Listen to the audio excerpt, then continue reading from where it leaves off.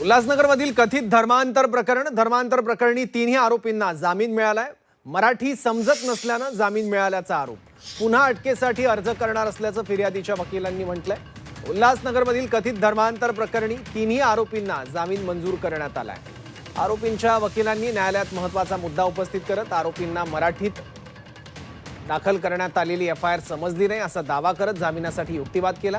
यानंतर मराठी समजत नसल्यानं या आरोपींना जामीन देण्यात आला। आता या आरोपींना पुन्हा अटक व्हावी यासाठी अर्ज करणार असल्याचं फिर्यादीच्या वकिलांनी म्हटलं।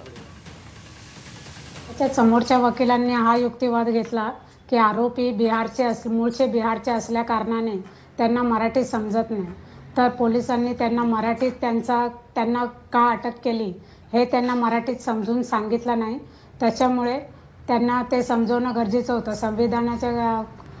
संविधानाच्या 22 नुसार त्यांना ही माहिती देणे बंधनकारक होतं की त्यांना का अटक केली।